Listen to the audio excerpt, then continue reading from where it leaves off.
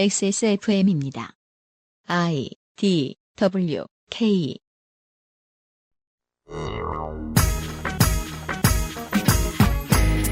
추미애 대표가 처음 계엄과 관련한 이야기를 꺼낼 때 실제로 논의했다, 그렇지 않았다는 추측도 무성했지만 결과적으로는 훌륭한 정치적 예방주사였다는 평 정도 하고 넘어갔었습니다.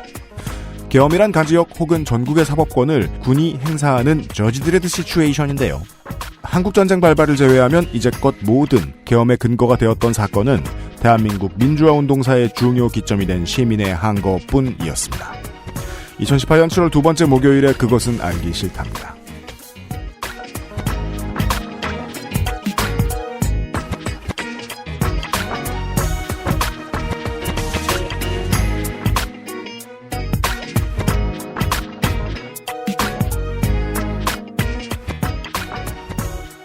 청취자 여러분 안녕하셨습니까? 한반도 사시는 여러분 냉방 준비하십시오. XSFM의 그것은 알기 싫다. 2018년 7월 두 번째 목요일 순서입니다. XSFM의 유승균 책임 프로듀서입니다. 윤세민 에디터예요. 네, 안녕하십니까. 에어컨 없이 살고 있는 윤세민입니다. 아, 신비로워요. 에어컨 없이 한 6년째 살고 있다는 설이 있어요. 윤세민 에디터가. 평생입니다. 그렇습니다. 죽었으면 사인은 더워서입니다. 노하우가 많아요. 네. 뉴스 라운드업 하고요. 예, 잠시 후에 아저씨를 만나서 이 계엄과 관련된 문제 한번 논의를 해보겠습니다. 정말 그렇게 무서운 일인가? 네, 이야기를 들어볼 거고요. 잠시 후에 시작하죠.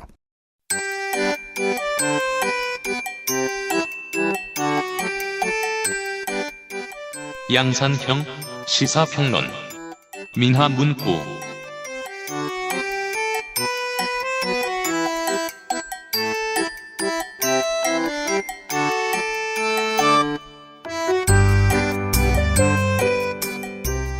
게임하세요? 네. 아니, 저 컨트롤은 게임이 아닐 리가 없지. 네. 그만하고 붙으세요. 네, 나의 동굴 관리를 좀 했어요. 아, 그렇구나. 예. 1990년에 66년생 당시 나이 25세 윤석양 씨는 군인이셨고 자대는 철원이었는데요. 입영 초봉을 받은 지 얼마 지나지 않아서 어딘가로 끌려갑니다. 끌려가 보니까 간판은 대공 상담소였어요. 나중에 알고 보니까 그곳이 박정희 시절 중정만큼 무서운 권력을 휘두르던 보안사였습니다. 상담을 하는 방식이 아주 잔인했다고 하죠. 학생운동 시절에 자신의 윗선을 알려달라면서 아저씨들이 80일간 쉬지 않고 신문을 했다고 합니다. 세계 주단시켜주고. 네.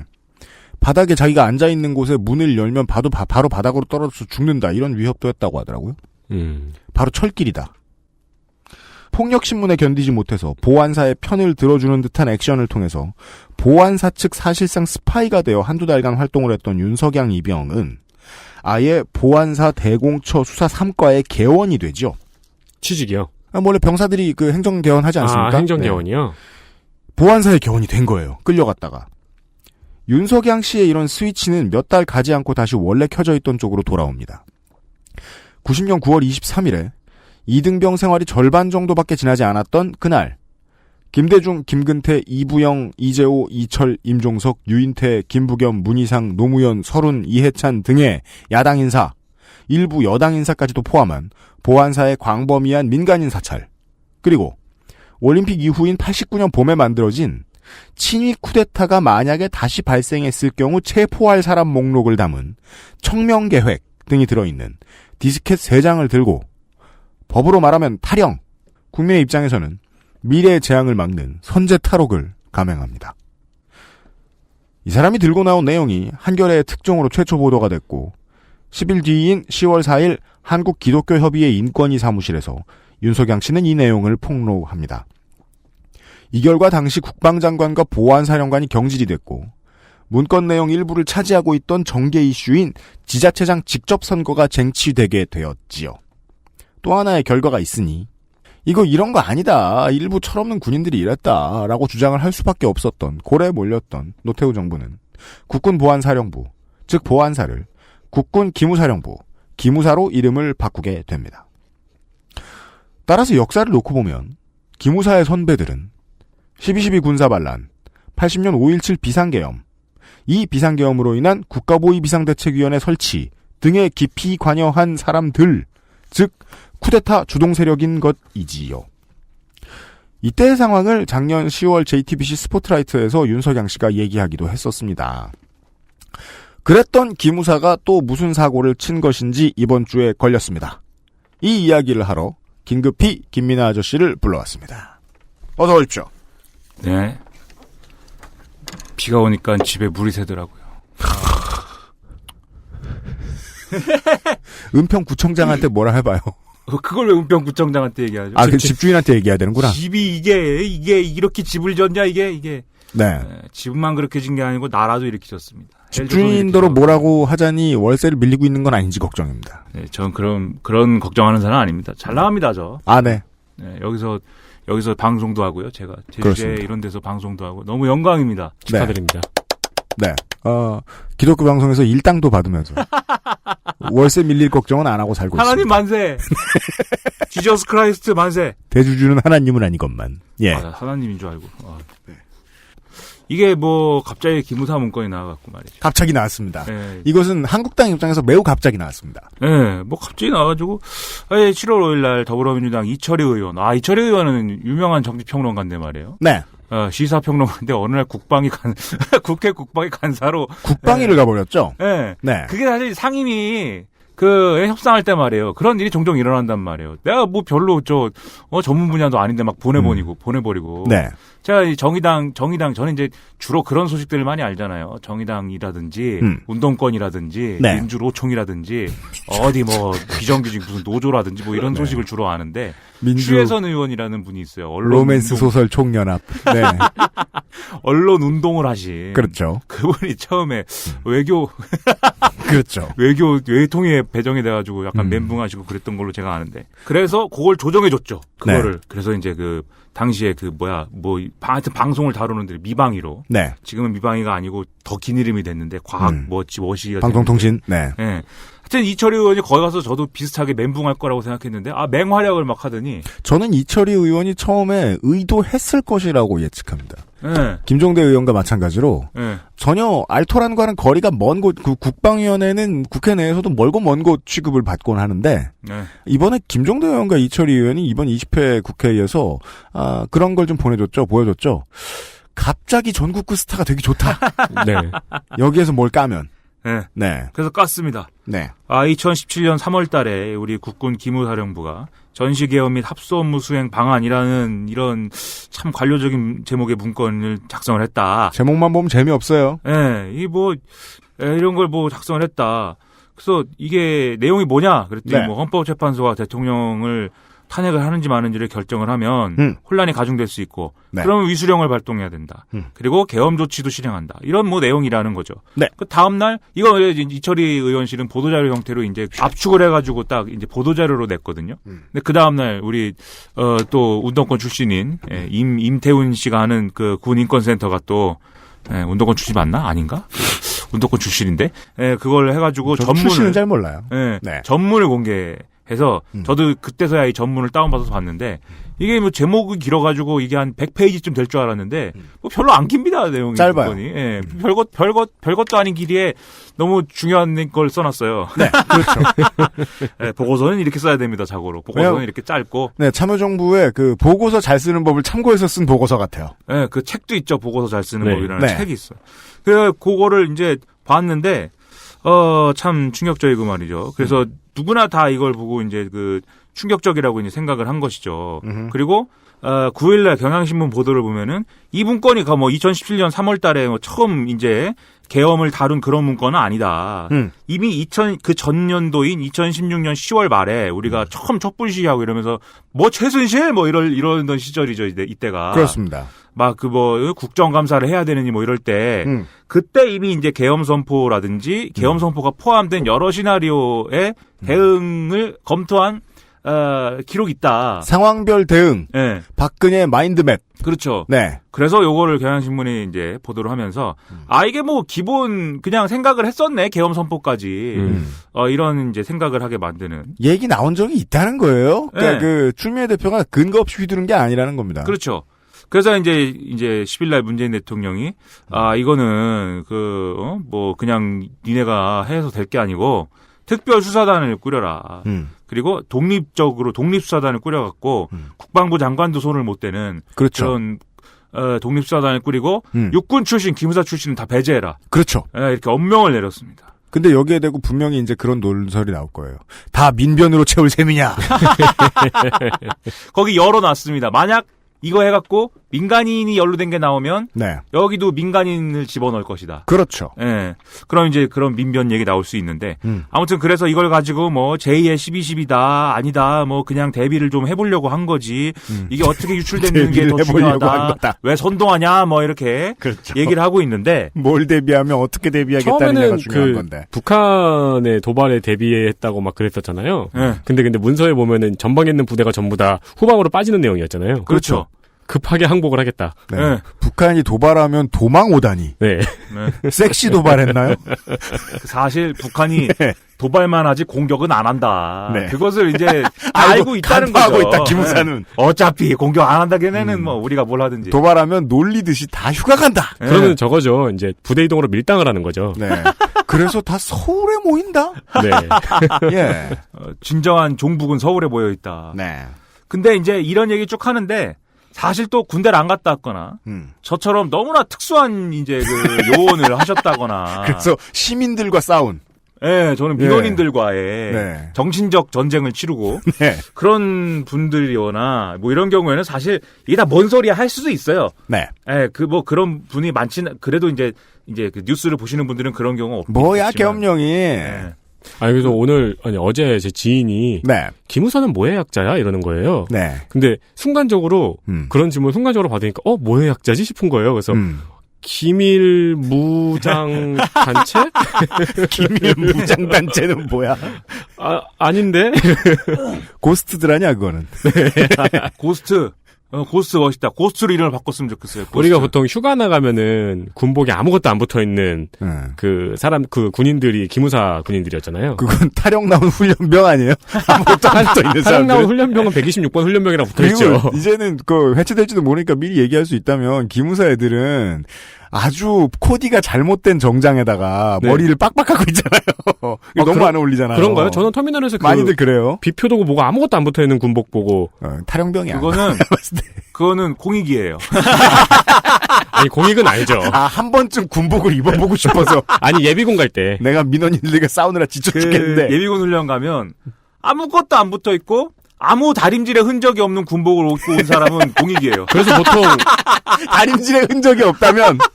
그래서 보통 공익 근무하신 분들은 그 친구 군복 빌려 입고 가시죠. 아 그래요? 네. 공익도 좋은 군복 주는데 그 훈련소 나올 때. 저도 빌려줘 본 적 있어요. 네. 야 이거 어깨 이거 무슨 부대란 뜻이야? 그래, 그걸 하려고. 그 싸제로 사갖고 다는 애들도 있더라고요. 그럼 좀 놀려줘야죠. 서초구청이야. 이 독수리는. 네. 그러니까 모를 수 있으니까 잠시 이게 뭐냐. 기무사령부. 그렇죠? 그 기무사령부가 뭐의 약자냐고 했지만 그냥 기무사령부죠 뭐. 그 기가 군기할 때 기자죠 뭐. 그죠? 네. 예. 그래서 국방부 직할의 방첩부대다 이렇게 돼 있고 방첩은 이제 그 간첩질을 방지한다 이게 방첩이죠 뭐. 네. 그래서 간첩질을 방지하면 어떻게 방지해야 되느냐? 그 북에서 내려오신 간첩분들을 잡아야 되는 것이고요. 네. 두 번째로는 군 내에서 이 간첩질에 호응할 놈들을 잡아야 되는 것이고요. 네. 그래서 이게 방첩인데 그게 이제 원래 그래서 우리가 영화에서 보는 무슨 암호를 갖고 무슨 뭐 해독을 했는데 뭐 해독을 안 한 것처럼 하고 뭐 이런 정보 업무나 네. 그런 거를 과거에 다루는 이런 전시에 네. 그런 부대들이 이제 방첩대죠. 맞습니다. 그래서 뭐 이름이 방첩대, 특무부대 뭐 이런 걸로 이제 우리나라도 시작을 해서 예. 1968년에 그 유명한 육군 보안사령부 이렇게 이제 네. 가 만들어졌고 77년에는 원래 이제 해군에도 방첩대가 있고 공군에도 특별수사대가 있었지만 그걸 다 합쳐서 이제 국군 보안사를 만든 것이죠. 크기를 키웁니다. 70년대 말에. 네. 그래서 국군 보안사 짱짱맨이 되는데 네. 아까 뭐 서두에 말씀하신 1991년에 민간인 사찰 폭로 사건 이게 이제 이 윤석양 1병입니까? 2병입니까? 2병이었습니다. 네, 2병이 이제 청명 계획을 폭로한 건데 네. 그때 이제 노태우 정권이 6.29 하면서 뭐 직선제를 했는데 사람들이 안 믿어주니까 말이죠. 네. 군부 독재 아니야. 그래갖고 중간 평가를 하겠다. 그렇죠. 재진임을 하겠다. 이걸 네. 걸었다가 그걸 이제 나가리 내면서 여러분 사람들이 쏟아져나가고 데모를 하고 87년 왜냐면 87년이 얼마 안 됐으니까 2년밖에 안 됐으니까 네. 이거 큰일 나겠는데 그러면은 아직 87년이 꿈에 나오는데. 예. 계엄령을 선포해야 되나? 뭐 이렇게 되면서 이제 한쪽에서 이제 계엄령을 선포하면은 민간인들을 다 우리가 예비 검색을 해갖고 네. 검사를 또 해갖고 방첩을 해야 돼 이래가면서 뭐 시작된 뭐 그 얘기인데. 그죠. 노태우 시절에는 이제 앉아서 그런 고민을 했을 겁니다. 예. 그 중간 평가를 받아야 되는데 예. 우리가 제일 잘하는 게 뭐지? 계엄이다. 쿠. 예. 그래서 그럼 국민들이 중간 평가 이렇게 해주니 나의 국민들에 대한 중간 평가는 계엄이다 이것더라. 예. 예. 그래서 이제 그때 이 문제가 심각해져서 막 날리고 이름을 보안사 그러면 또 너무 무섭다 이게 전두환 네. 보안사령관이었고 무서우니까 기무사로 바꾸자. 네. 뭔지 잘 모르게. 그러니까 이게 그 사람들은 그냥 그렇게 생각합니다. 언론에 의해서 이게 먼저 까이면 만약에 네. 이번에도 그렇지만 그러면 그냥 다시 군인들 불러가지고 총으로 다 제압해버리면 되는 거 아닌가? 이렇게 생각하는데요. 네. 사전 발각되면 국제 외교에도 좀 문제가 있고 네. 친일 쿠데타도 할 수 없게 된단 말이에요. 네. 91년에 이미 실패했던 경험이 있다는 거죠. 친일 쿠데타를. 슬픈 일인데. 그렇게 걸렸더니 이제 노태우 쪽에서는 노태우 정부는 보통 사람답게 네. 보통 사람이 대처를 못해요 이게. 그렇죠. 안절부절하더니 네. 예 보안을 빼면 되지 않을까? 그래서 군기에 기자가 들어간 기무사로 이름이 바뀝니다. 네. 그래서 이게 그렇게 착한 사람들이 됐느냐 그러면 그건 또 아니고 그 이후에도 무슨 다수의 뭐 음모 사찰 공작이 쭉 있습니다. 요즘에 이제 보도 나오는 거는 이명박 정부와 박근혜 정부 얘기인 거고 네. 그 전에도 있죠. 뭐 기무사라는 조직이 그 관성이 있기 때문에 네. 과거에 하던 대로 해요. 그 누구를 자꾸 따라다니고 그렇습니다. 종북이라고 따라다니고 네. 뭐 저 통화를 감청하고 자꾸 그다음에 또 누구를 죽이기도 하고 네. 뭐 우리 이제 죽였다고 추정하지만 뭐 아무튼 저희 대학 때는 80년대식 엑셀 있죠. 각진 엑셀. 엑셀이 뭐예요? 그 프레스토나 저 옛날 현대차. 차 이름 엑셀. 예. 네, 알죠. 그거 타고 다니는데 애들이 젊어. 그럼 저건 기무사다. 조심해라. 이런 얘기를 들려주고 그랬었어요, 선배들이. 아니, 요즘 시대에 누가 각엑셀을 타고 다니냐고. 각 그랜저도 아니고. 네, 약간 여기서 세대 차이 좀 느끼네요. 그런가요? 네, 저는 그런 얘기는 안 들었는데. 진짜요? 네. 저는 그런 얘기를 몇 번 들었던 적이 있어요. 이게 뭐 사실은 확인할 수 없었습니다. 네. 제가 들은 기무사는 페르시아하고 싸운 기무사인데. 페르시아하고 싸웠어요, 기무사? 스파르타. 스파르타. 그 스파르타 댓글 다신 분들. 네. 네, 제가 들은 기무사, 이거 하지 말자. 네. 왜? 기무사. 그래서 이제 이런 조직이 기무사다. 네. 이게 잘 모르실 수도 있으니까요. 네. 그리고 이제 좀 헷갈리는 게 위수령은 뭐고 계엄도 뭐 일반 계엄, 비상 계엄, 부분 계엄, 전국 계엄이 다 뭐냐. 그러니까요. 위수 지역에서 물가난에 고생하던 윤세민 예비역 병장은 위수령이 뭔지 알아요? 복귀하는 거잖아요. 그러니까 우리 동네 바깥에 모텔은 못 가는 것. 이게 위수령이 아닙니다. 이게 뭐 경찰만 갖고는 치안이 유지가 안 될 정도로 사람들이 데모를 한다. 네. 그래갖고 이 시도지사가 이거 데모 어떻게 진압을 해주세요. 우리 경찰 갖고 안 돼요. 이거 사람 불러야 돼. 사람 불러야 돼. 이렇게 해가지고 네. 부르는 게 이제 위수령이죠. 그렇습니다. 그래가지고 미국 영화에서 외계인들 많이 올 때 네. 주지사 같은 사람들이 군대 데리고 오잖아요. 네. 예, 옆에 주 군대 데리고 옵니다. 네. 그러면 이제 와가지고 시위를 진압을 해주는 것이죠. 그러니까 군대가 자국의 치안에 군대가 동원되는 게 위수령이라고 네. 보면 되겠네요. 네. 제한적인 거죠.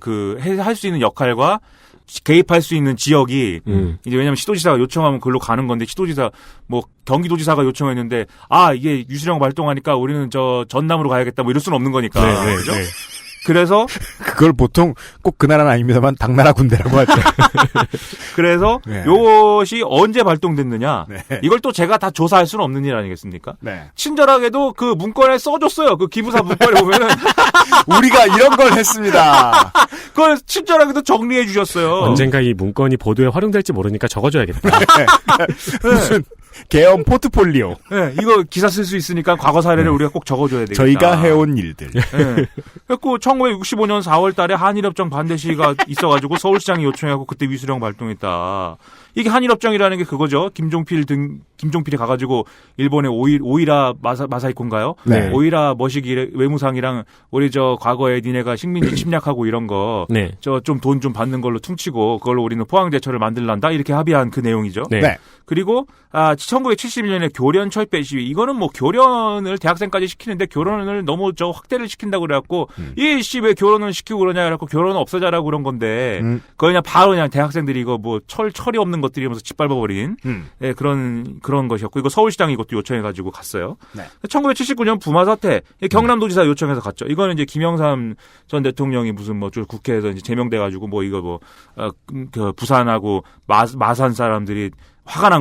네. 아무튼 뭐 이때 이제 위수령에 발동된 사례가 있고 그 다음에 계엄령은 또 뭐냐 이름이 어렵지 않습니까? 계엄 이 닭개짱가 이게 뭐야 이게 그래서 제가 이제 계엄령은 잘 알죠. 왜 잘 아느냐? 제가 트로피코라는 게임을 하는데 트로피코에 마셜로라고 있습니다. 네. 옵션 중에 마셜로를 발동시키면 더 내 마음대로 더 많이 어차피 그 게임은 내 마음대로 할 수 있는데 그렇죠. 내가 네. 독재자니까 네. 더 마음대로 할 수 있고 선거도 안 해도 되고 막 네. 다 죽여도 되고 트로피코는 이제 또라이판 문명이라고 보시면 되겠습니다. 네, 그거 내가 독재자가 돼가지고 네, 그렇죠. 내가 박정희가 되는 거예요. 네. 내가 박정희가 돼서 헬조선을 내 마음대로 하는 거예요. 네. 감옥에 가두고요 사람들을. 네. 근데 요 그거를 하는데 그걸 발동시키면은 영원히 선거도 안 하고 뭐 해피합니다.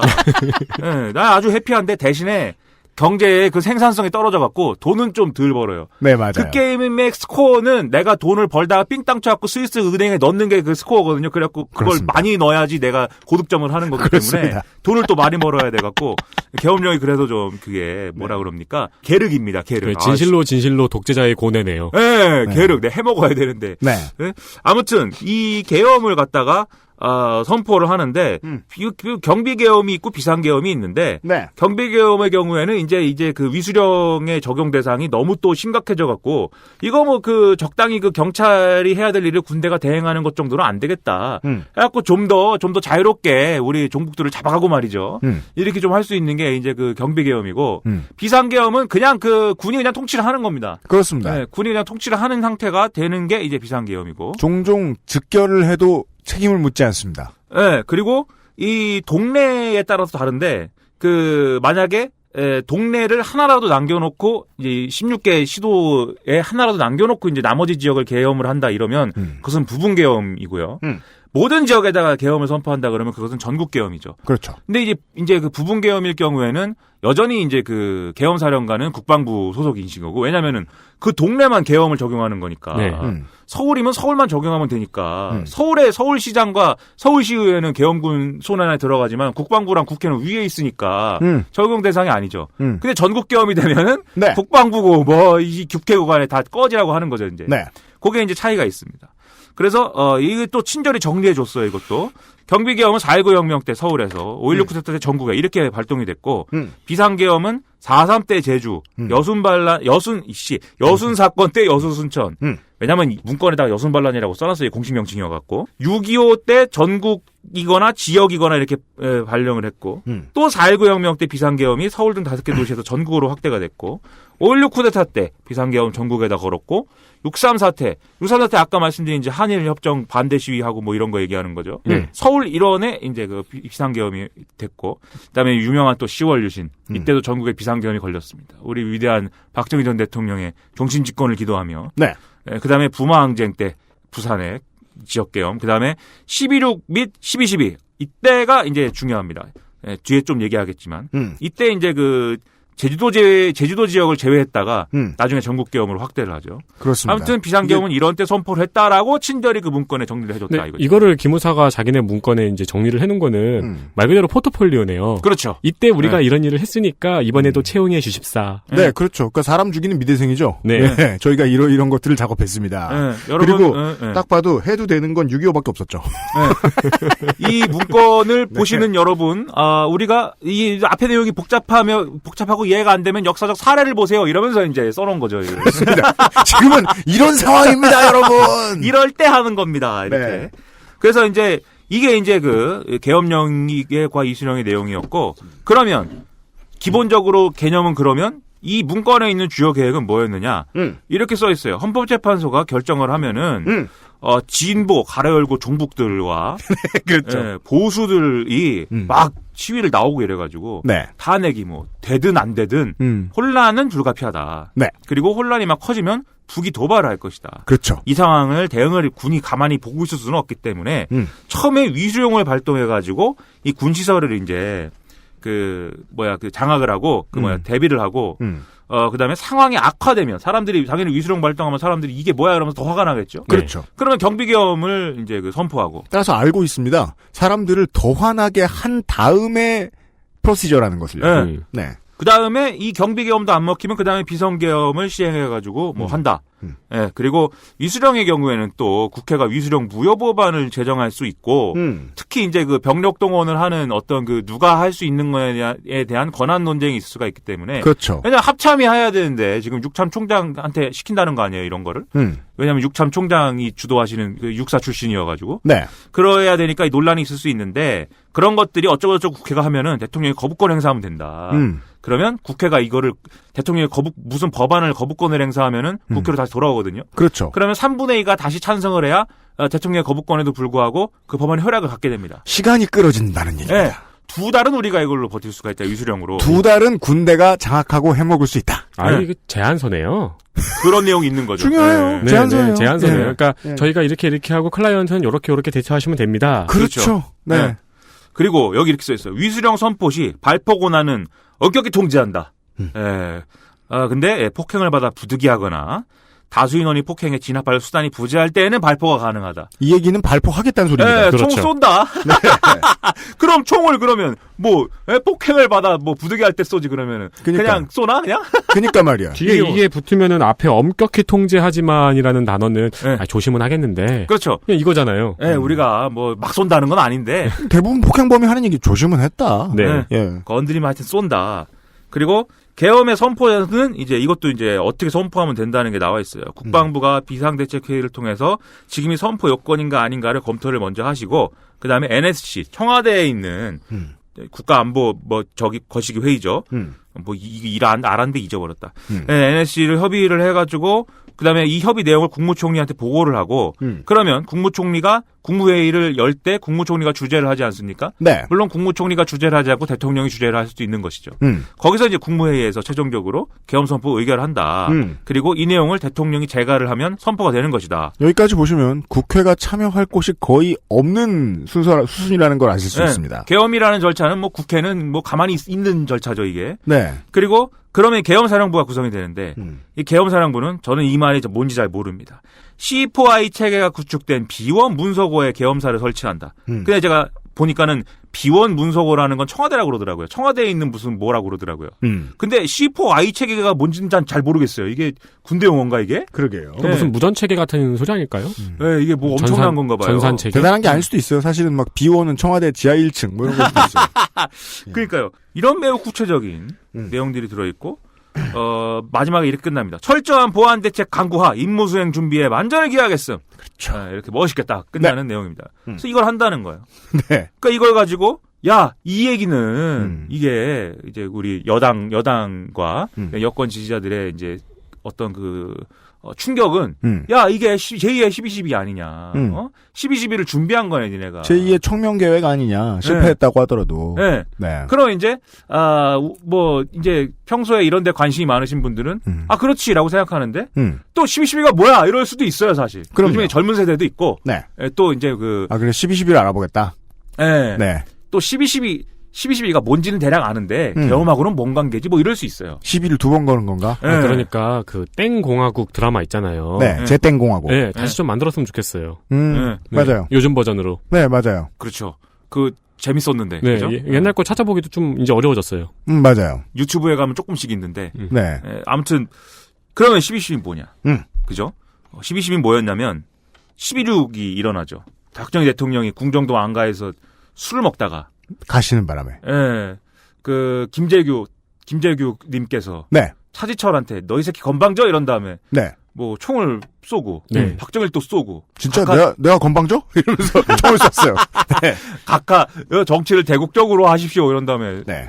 빵빵 쏘고 진짜 건방진 게 뭔지 보여줘 이러면서. 야수의 심정으로 유신의 심장을 쏘시고 이거 대통령이 총 맞아 죽었는데 당연히 계엄을 선포한다. 그렇죠. 우리가 아는 건 뭐? 네, 계엄. 그러니까 계엄을 선포했어요. 네. 그리고 이 계엄은 제주도는 뺐어요. 네. 그래서 비상계엄이고 부분계엄입니다. 네. 아까 앞에 말씀드렸죠. 그게 뭔지. 네. 그 당시에 이제 최규하 국무총리가 대통령 권한을 맡고 있었고 정승화 육군참모총장이 계엄사령관으로 이제 됐죠.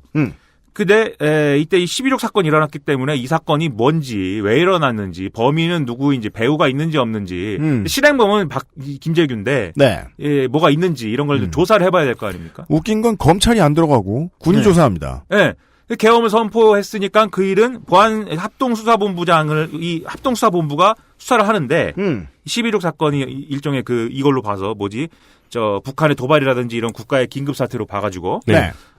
이때 전두환이 보안사령관이었고 원래 지금의 기무사령관인 거죠. 맞습니다. 그리고 중앙정보부장 서리를 겸임하고 있어가지고 짱짱맨이었어요. 짱짱맨. 그렇습니다. 그리고 군내에 하나회라는 그 사조직의 또 대장님이었단 말이에요. 이미 넘버 2였습니다. 네. 또 이 사나이를 박정희가 자기가 군을 잘 장악하려고 살살 또 키워주기도 하고 약간 약 올리기도 하고 뭐 이랬는데 그래가지고 어쨌든 전두환 짱짱맨인데 전두환이 이 11.6이라는 게 이 짱짱맨 대장이 없어진 거기 때문에 그럼 누구든지 그 생각을 한단 말이에요. 권력의 핵심에 있으면 이제 내가 대장이 되고 싶은데. 게다가 또 전두환은 박정희가 신임에서 올라온 오른팔이라기보다는 네. 내부 투쟁을 위해 그렇죠. 올라온 그냥 전두환 계의 우두머리와도 그렇죠. 같았기 때문에 네. 박정희도 전두환을 다루는데 고민이 많았다고 하죠. 그렇죠. 따라서 이렇게 생각할 수 있습니다. 박정희가 계속 살아있었으면 전두환은 지금의 전두환이 되지 못했을 겁니다. 언젠가는 싹을 잘리는 처분을 당했을 수 있죠. 네. 제 생각에는 노태우는 됐을 수도 있어요. 왜냐하면 네. 전두환을 날리면 노태우가 박정희를 만나서 죄송합니다. 네. 제가 성을 박으로 갈겠습니다. 박태우로 제가. 그러면은 봐주십시오. 이렇게 해가지고. 가능성 있다. 네. 그래갖고 하나회라는 또 사조직 전두환 파들이 있기 때문에 이걸 동원해갖고 정치관여를 막 시도를 해요. 11.6 수사는 똑바로 안 하고. 그렇죠. 그래갖고 정승화 육참총장, 정승화 계엄사령관이 야 이씨 전두환 이거 너무하는 거 아니야라고 이 지휘계통을 혼란시키지 말고 지금 엄중한 상황에 네 맘대로 사냐? 이 군대는 그게 중요하지 않습니까? 맘대로 하지 않는 게 중요하지 않습니까? 그래서 전두환을 견제하니까 전두환이 이거 정승화 안 되겠구만. 그래갖고 정승화랑 김재규랑 좀 뭐가 있는 것 같아. 11.6에 뭔가 한 것 같아 정승화가. 그런 식으로 씌웁니다. 뭘 했는지는 우리가 모르지. 그러면 조사를 해봐야 되겠네? 네. 그 서빙고로 끌고 가죠 정승화를. 사법권을 먼저 발동합니다. 네. 그래갖고 이거를 합법적으로 끌고 갔네, 비합법적으로 끌고 갔네를 갖고 육군본부랑 이 보안사랑 한판 붙어요, 막. 네. 근데 아무튼. 누가 더 양아치적 발상을 했느냐의 싸움에서 전두환이 선수를 두고 이깁니다. 그래갖고 그 과정이 이제 아까 말씀하신 그 드라마에 나오죠. 당시에 이제 정승화 편이었던 수방사령관 장포스가. 네. 예, 요 전두환 개들이 모여있는 데다가 탱크를 몰고 가서 너희들의 머리통을 다 장서동한테 전화했는데 장서동이 안 받고 자꾸 황영시랑 유머시기가 받으니까는 왜 내 부하를 안 바꿔주냐 이러면서 야 이 발랑은 너무 새끼들아. 네. 너 꼼짝 말고 있어. 내가 지금 전차를 몰고 가서 니놈들의 머리통을 다 날려버리겠어. 기억력 좋네. 네. 저희 세대는 이제 김기현 성우님의 목소리로 기억을 하고 있죠. 맞습니다. 네, 장포스. 네. 네. 저도 대단한 장포스. 나는 어렸을 때부터 감동을 너무 받아가지고 야 이 발랑은 너무 새끼들아. 네, 제라툴이 그렇게 얘기를 하더라고요. 아니, 그런 말투는 아니에요. 아, 그래요? 야, 이 반란군. 네, 그렇죠. 반란군이다. 네, 제라툴. 네, 야. 근데 이게 재밌는 게 보다 족수는 날 볼 수 있다. 공허의 감옥에 가둬야겠다. 네. 대통령이 죽었는데. 버틸 수가 없네. 때려쳐야 됐어요. 대통령이 죽었는데. 네, 죄송합니다. 네, 제가 또. 어디야. 네. 대통령이 죽었어요. 12.12. 네. 대통령이 죽었는데, 보안사령부의 장이 올라온다는 게 되게 특이하잖아요. 네. 결론을 말하기 싫은데, 지금 그 얘기 할 수 있어요. 이게 지금, 박근혜 머릿속에서 나온 건 절대 아니라는 근거가 여기서 나옵니다. 계엄 때문에 상황이 어떻게 혼란됐든, 혼란스러웠든 간에, 친위 쿠데타의 결과는 이상하게 원래 집권자한테 그다지 유리하지 않습니다. 네. 어느 군인이 이 바람에 또 올라왔을지 모른다는 얘기입니다. 그렇죠. 네. 네. 그래서 그거를 육군본부랑 한번 붙어갖고 전두환들이 이겨가지고 위대한 신 전두환 대통령님이 탄생하시는 과정으로 가는 거죠. 그렇습니다. 근데 아직 탄생은 안 했어요. 네. 탄생은 장충체육관에 들어갔다 나와야 됩니다. 네. 1980년 5월 정도 되면 이제 대충 정리가 다 끝났죠. 그래가지고 이 신군부가 시국 수습 방안이라는 걸 만들어요. 네. 이 시국 수습 방안이 시국을 어떻게 수습하느냐? 지금 비상계엄이 부분계엄으로 돼 있지 않습니까? 이걸 전국으로 확대한다. 그럼 아까 말씀드렸다시피 전국으로 확대하면 지금 뭐 다 필요 없어요. 국방부고 뭐고 다 필요 없어요. 국회를 다 해산시키고 국회에 있는 국회의원들 중에 위험한 놈들은 집에다 가둬버리고 예, 끌고 가고 이렇게 하면 되고 정치활동 금지시키고 다. 네. 그다음에 국가 보위 비상기구를 설치해서 여기서 사실 군정을 하자. 군부 독재를 하자. 이 계획을 세운 거죠. 그리고 이런 얘기들이 막 나오니까 1980년 5월 13일 날 전국 27개 대학 총학생회장 등이 모여가지고 계엄 해제를 요구하면서 가두 시위를 벌이기로 결의를 했고 네. 5월 14일부터 쭉 학생들이 참 대학생들이 철도 없이 이렇게 거리에 나갔고 데모를 막 합니다. 5월 15일에 서울역 광장에 대학생 플러스 시민이 10만여 명 이상이 결집을 해가지고 야 이거 엄청나다 이렇게 본 거예요. 근데 이제 밤까지 거기서 이제 모이긴 모였는데 그 다음에 어떻게 할 거냐고요. 항상 그게 문제예요. 우리 운동권들의 해법은 간단해요. 청와대로 갑시다.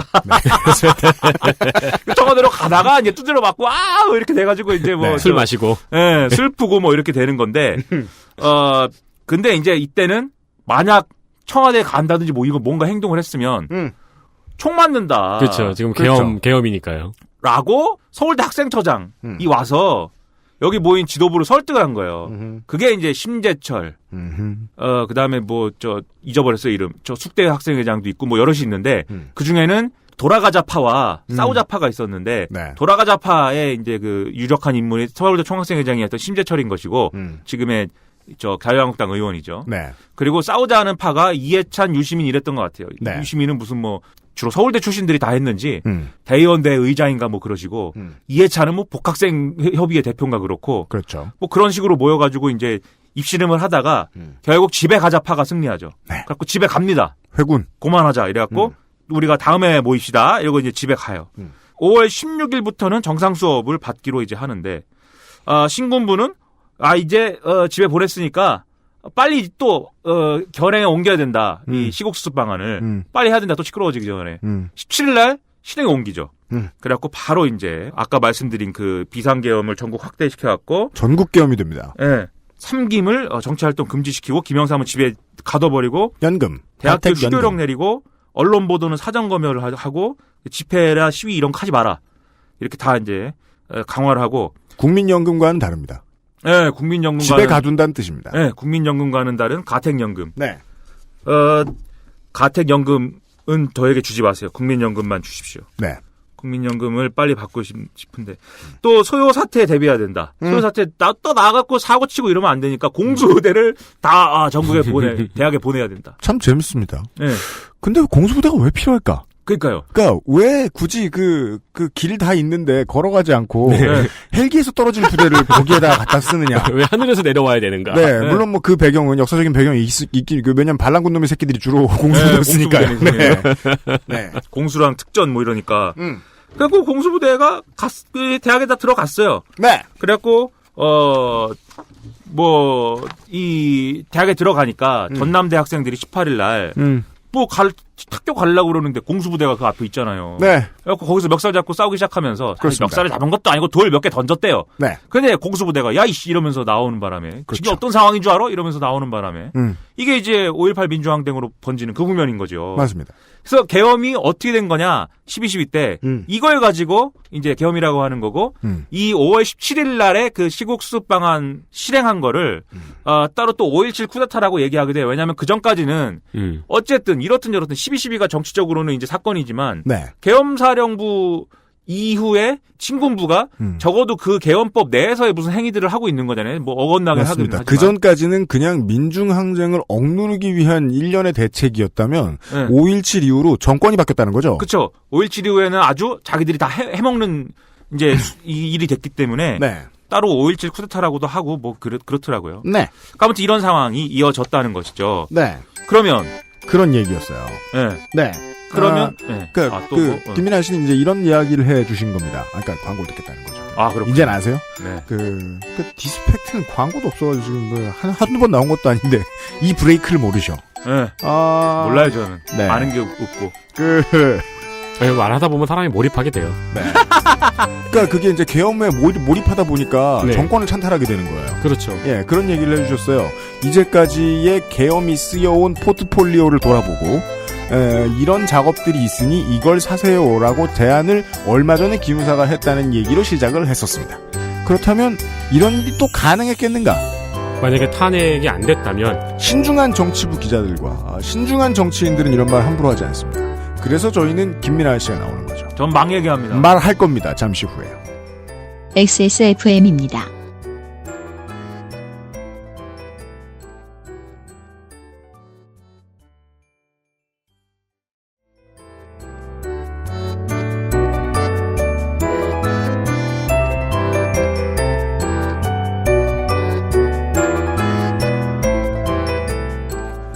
광고 듣고 돌아왔습니다. 아, 들었어요, 광고. 네. 원고 제목이 멋있는 광고들이었어요. 이렇게 써 있습니다. 네. 12.12와 5.17은 또 가능했겠는가? 그러니까 네. 저는 이렇게 뉴스를 2018년에. 뉴스를 보고 있으면 그런 생각이 드는 거예요. 그러니까 그럼 탄핵이 안 됐으면 거기에 군대가 진격했다는 거야? 우리는 또 계엄하에 군부 독재하에 들어갔다는 거야? 그럴 수도 있죠. 그게 실행됐으면, 탱크가 올 수 있죠. 그럼 뭐 쉽게 얘기해요. 뭐 심각한 부역자들은 아니니까 여기 있는 직원들은 집에 가면 되고 네. 저는 지금 어디 사식 받고 있겠죠. 그죠? 예, 항문 검사는 진작에 당했고 예. 저는 이제 막 도망가면서 어떡하지? 저 군인이 온다 그래. 군인이 나를 난 잡히는 거라 그러는데 군인이 누구세요? 뭐 문제 없는 것 같아. 지나가세요. 이렇게 저는 이제 살고. 예, 정치범으로 독방 간단 말이에요. 그 독방 가면 또 운동 시켜줄 때 다 같이 하는 운동도 못 해. 그래서 2000년대의 정치범들은 스쿼시 쳤대. 스쿼시. 아, 스쿼시 예. 벽에다가. 예, 훨씬 힘들다. 그것이. 네. 스쿼시 건강에 이제 고관절이 전 안 좋아가지고. 예, 가모소를 안 부르지. 아무튼 교정시설에서 스쿼시 할 뻔? 예. 그렇죠. 그럴 수도 있겠죠. 네. 그런데 저는 약간, 이게 되진 않았을 거다라고 생각을 해요. 네. 왜냐면 첫째로, 당시에 뭐 촛불시 안 좋아하는 사람이 없었다고요. 네. 지금은 조금 촛불하면은 야이씨 태극기가 이러는데 그때는 태극기가 뭐 많아 보이는 순간도 있지만 사실 그렇게 대단치 않았습니다. 사실 엄밀히 얘기해서. 네. 신기해서 많아 보였던 거죠. 네. 네. 여론조사 해보면 박근혜 국정수행 지지율 4% 나온다고요. 4%. 맞습니다. 4%가 왜 나오냐고요. 4%가. 4%는 거의 넥센 히어로즈 팬의 비율 수준입니다. KBO 팬 가운데서. 그래서 이게 계엄령을 선포했을 경우에 오히려 이게 국민들을 자극하고 네. 군이 못 버텼을 가능성이 더 크다. 왜냐면 군도 결국은 다 또 이 밑에 단계들은 일선에 있는 사람들은 우리 국민들인데 네. 과거에 이승만 정권이 4.19 때 계엄 선포했는데 탱크가 왔는데 발포를 안 하니까 네. 학생들이 탱크에다 올라가가지고 사진 찍고 이랬던 거 아니에요. 맞습니다. 그러니까 계엄을 선포했는데도 뭐가 안 되니까 이승만이 하야한 거잖아요. 그러니까 화기가 많이 있다고 해서 무조건 내전에서 군대가 승리하는 건 아닙니다. 네. 네. 이거 뭐 하겠는가 이 일선의 군인들이 이거를 어차피 다 끝났는데. 그렇죠. 네. 군인들이 미쳤다고 와가지고 총들을 막 쏘겠냐 이거죠. 국민이 네. 이렇게 지지하면 군 내부의 동요 때문에라도 진압이 안 된다는 얘기입니다. 그렇죠. 그리고 그 총을 쏘면 광화문에서 쏴야 되는데 거기가 미국 대사관 앞이잖아요. 그렇습니다. 미 대사관 앞에서 뭐 총을 쏴고 탱크로 깔아뭉개고 그러면은 미국 대통령 입장이 어떻겠어요, 그게. 네. 그게 전방에 있는 분들을 뒤로 돌려가지고 여기에 이 광화문으로 오게 시키고 이러려면은 네. 적어도 주한미군이랑 무슨 협의가 돼야 될 거 아닙니까? 그죠. 네. 이게 전방은 어쨌든 저 유사시에는 작전권이 한미연합사로 가는 것인데. 그래서 그게 중요하죠. 정확히 만약에 이제 뭐 미국과 관련된 시설에 실수로 타격을 가했다거나 뭔가 그쪽에 이제 시빌리언들을 위협했다라고 생각하면 최악의 경우 한미연합사 해체, 강제 해체까지도 예상할 수 있단 말입니다. 네. 적국으로 보겠다는 거죠. 그렇죠. 군대가 우리나라에 있는 미국이. 그래서 이게 되려면 미국이 오케이를 해줘야 돼요. 네. 니네 나라에 반란이 일어났구나. 그러면은 그걸 진압해야겠지. 그렇죠. 그러면 병력을 사용해야겠네. 이렇게 뭐 오케이를 어떤 차원에서든지 해줘야 되는데 해줄 수가 있습니까? 미국이 그거를 지금 촛불 시위하고 대통령 지지율 4% 나오면 네. 할 수가 없지 않습니까? 실제로 군이 좀 흔들린 것 같다는 느낌이 드는 게 추미애 대표가 계엄령 얘기를 했잖아요. 추미애 대표가 무슨 천리안이 있고 소머즈여 갖고 그걸 어디서 들은 건 아니잖아요. 네. 소머즈 아십니까? 소머즈? 소머즈 알죠. 네. 네. 전 본 적은 없어요. 우리 세대는 사실 실제로 보진 않는다. 네. 소머즈 기계 인간이어가지고 네. 무슨 멀리 있는 아주 작은 소리도 듣습니다. 네, 600만 불의 사나이 스피노프 같은 작품이었죠. 네. 600만 불의 사나이도 사실 우리 태어날 때만 해도 얼마 안 되는 돈이라. 네. 예, 우리 태어날 때는 없었어요. 가난한 사람인가 싶었죠. 네. 리메이크작은 이번에 이제 60억 불의 사나이로 나온다고 하죠. 마크 월버그 주연에 나온다는지 모르겠습니다. 디디디디디디 소리와 함께. 그렇습니다. 이거 기무사하고 아는 사람이 뭐 제보했겠죠. 추미애 대표한테. 이철희 의원은 주장은 영관급 장교의 제보라고 그랬는데 이 정도의 무슨 얘기가 오갔다는 걸 아는 영관급 장교라는 사람은 당연히 기무사의 핵심하고 뭔가 있는 사람 아니겠어요? 네. 그렇습니다. 그 정도면 이거는 뭐 시작부터 나가야지 뭐 이게. 그냥 전방의 정보병과에서는 이런 얘기 못 들어요. 당연하죠. 예. 그러니까 뭐 계룡이나 어디 있었다는 거예요. 네. 실제 그렇죠. 기무사 안쪽이나. 그렇죠. 그리고 이 대선할 때 보면은 웃긴 게 기무사 출신 예비역들이 문재인 후보 막 지지 선언하고 그래요. 그 내부 동요는 엄청 심했다. 네. 그렇죠. 네. 그 제가 이제 이건 저만의 생각인데 이 문건을 잘 보면은 약간 그게 좀 이건 저 혼자 생각입니다. 그 좀 느껴져요. 기무사가 어떤 점이? 반드시 이걸 꼭 내가 이거를 제안을 해갖고 제안서를 관철시켜갖고 대박을 한번 내보겠다라는 것보다는 이걸 하시려면은 쉽진 않을 텐데 이게 좀 쉽진 않은 거지만 한번 뭐 어떻게 해보실래요? 뭐 이런 정도의 약간의 그런 것도 느껴지는데 그건 저 혼자 느끼는 거고 뭐 많은 사람들이 근데 그런 그 가정이라면 네. 내가 이 문건을 남긴 것으로 얘네들 관뚜껑에 못을 박아야지라는 생각을 한 사람도 있을 수 있다는 건데요. 그럴 가능성도 있다고는 생각하는데 네. 이 문건이 하나였다는 거 아니에요. 지금 또 나온 얘기가 문건이 하나인데 구체화됐으면 보고서가 더 여러 개였을 것이다. 예, 이 문건이 하나인데 어떻게 그게 지금까지 남아가지고 새로 문재인 정권에서 기무사령관 된 분이 이런 문건이 있네요. 그리고 송영무 장관한테 줬다는 거 아니에요? 그래서 송영무 장관이 그거를 저장해 놓고 있었네, 깔고 앉았네 얘기가 나오는 거지만, 그건 차후의 문제고. 네. 어쨌든 이 하나 있는 게 왜 나온 거냐, 그러면 안 없어지고. 그런 상상도 해볼 수는 있는 거죠. 근데 보통 그런 상황은, 그러니까 문건에서도 이제 시행이 확실한지 좀 모호하게 좀 되어 있고, 제안서이긴 하지만, 그리고 문건 하나가 떨렁 있는 상황이라고 한다면은, 그러니까 위에서 일단 하나 써서 보내봐 라는 식으로 제작됐을 문건일 가능성도 있어 보이는데요. 실무자의 마음은 그럴 수 있죠. 예를 들면 이런 거죠. 그때 한민구 장관이 합참한테, 왜냐면 합참에 민수 본부에 무슨 계엄과가 있다는 거 아니에요. 그래서 계엄과 관련한 뭘 다루는 과가 따로 있어서 니네가 좀 검토해갖고 이거 계엄 선포하라는 얘기도 있는데 니네 검토해갖고 갖고 와봐라 그랬더니 합참이 성의 없는 보고서 줬다는 거 아니에요. 그죠. 한민구한테. 그러니까 한민구가 이게 뭐냐. 역시 이 분야의 전문가한테 물어봐야 되겠다. 기무사한테 물어봐갖고 그렇죠. 기무사가 이걸 써서 줬다는 거 아니에요. 그러니까 약간 그런 맥락도 있을 수 있고 근데 그거는 우리 무적의 독립 수사단이 수사를 해봐야지 이제 모든 걸 알게 되겠죠. 네. 근데 요런 이제 맥락도 있을 수가 있는데 근본적으로는 이 삽질이 애초에 일어난 이유와 맥락이 뭐냐. 될지 안 될지와 무관하게요. 그렇죠. 이건 한번 우리가 생각을 해봐야 된다는 거죠. 네. 예를 들면 기무사령관이 대통령과 원래는 독대를 하는 자리인데 이 국방부 장관 건너뛰고 그냥 대통령이랑 독대를 해요 원래. 네. 정보를 쥐고 있으니까. 중요한 정보는 대통령께 직접 말씀드려야 되니까. 네. 근데 이거를 이제 김영삼 정권이 또 자기 민주주의를 하셨다고 해서 이거 없애버립니다. 이게 김영삼 정권이 없애버린 이유가 있지요. 네, 왜냐면은 우리 청명계획 때도 이제 사찰의 대상으로 김영삼이 들어 있었는데 그렇죠. 김영삼이 보기에는 억울하기 그지 없습니다. 3당 합당을 방금 해줬거든. 네. 난 이제 변했거든. 네. 근데 그것 때문에 화가 나자 취임하자마자 하나회를 날리죠. 그렇죠. 예. 하나회를 날렸다는 거죠. 네, 이게 그 영향이 있거든요. 네. 그런 다음에 기무사령관과의 거리도 두기 시작하고. 군대역을 한다 이겁니다, 김영삼이. 네, 근데 그때 이후로 군인들이 정권 같은 거 해먹던 군인들의 후임들이 그 향수를 못 잊어서 자구적으로 만들어낸 게 하나회의 정확한 후신은 아니지만 후신 노릇을 한 알자회이고요. 네. 그렇죠. 네. 그래서 이제는 국방부 장관의 통제를 정확히 받아라 이렇게 해줬는데 우리 위대하신 이명박 대통령께서 이 위대하신 이명박 대통령께서 기무사령관 독대를 부활시켰습니다. 다시 해봤으면 하는 생각을 갖고 있습니다. 네. 보고 싶다. 나는 기무사령관이. 그렇죠. 단둘이. 정보가 중요한데 말이야. 정보가 없어갖고 이게 원세훈으로 안 돼. 어렵다는 생각을 갖고 있습니다. 네. 원세훈으로만은 이거 알 수가 없어. 그러면 김영삼부터 이명박 사이에 기무사는 착했느냐 그렇진 않아요. 이때도 미행하고 자꾸 근데 아무튼 간에 말이죠. 네. 직업이 그거라서. 네. 그래서 이후에 기무사가 그러면 다시 청와대하고 직거래할 수 있는 통로가 생기니까 무슨 생각을 하냐면은 이걸로 크게 한번 해먹어야겠다. 크게 한번 승진도 크게 하고 그리고 빵빵하게 군 내에서 최고는 뭡니까? 청와대가 뒤봐주는 게 최고 아니에요. 청와대 통수권자가 뒤를 봐주면 그 사람은 군에서 아주 짱짱맨 되는 거 아닙니까? 그 사람이 대통령이 됐죠. 네. 그러니까요.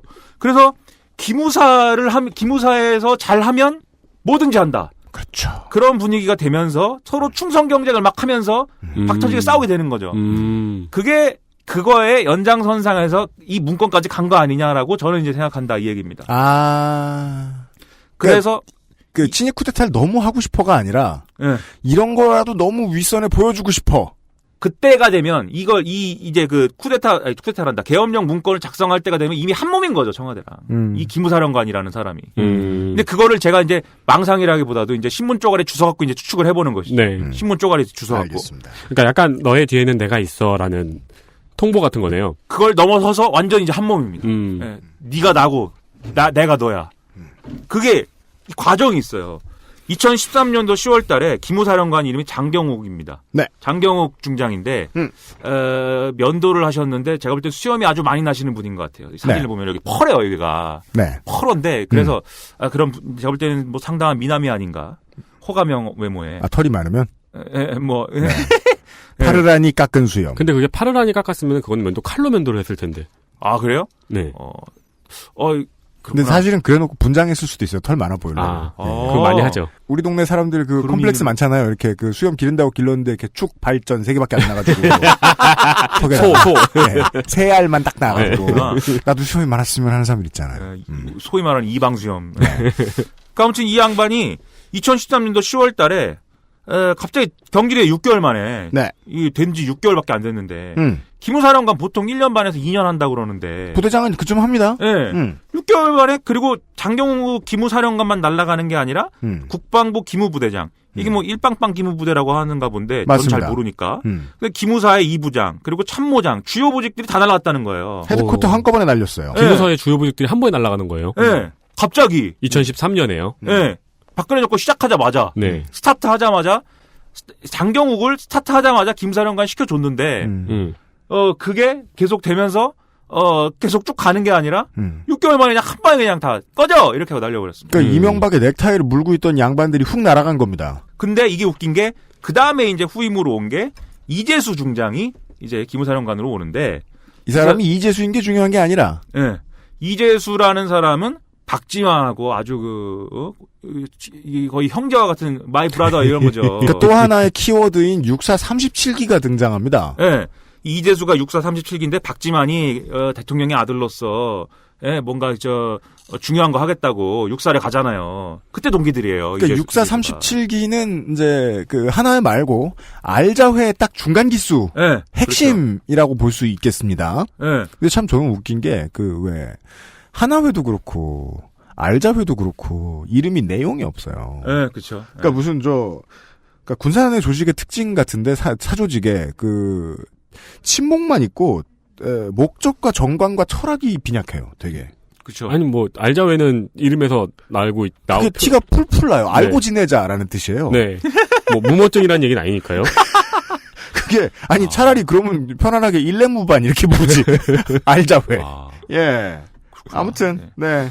그거 뭐 알자회가 아니라 알자회 아니냐라고 했다는데. 네, 알자회라고도 얘기하죠. 네. 알자만 가져갔다고. 그러니까 6번 그 정작참모부장 뭐 이런 진급 빨리 되는 자리 이런 데를 독식했으니까 얘네들이. 네.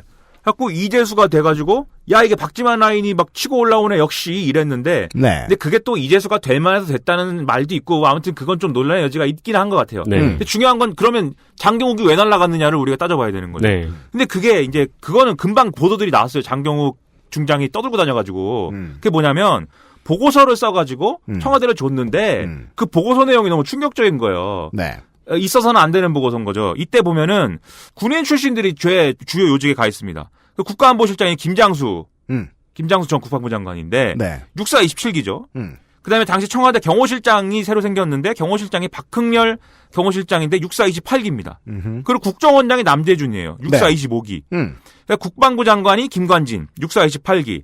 그런데 이 사람들이 다 육사 출신이고 군 출신이고 그리고 주요 요직에 있으니까 그렇지만 그들이 있는 위치상 국가 NSC, 경호실, 국정원, 국방부 등등의 위치상 군의 인사에는 개입할 수 없어요.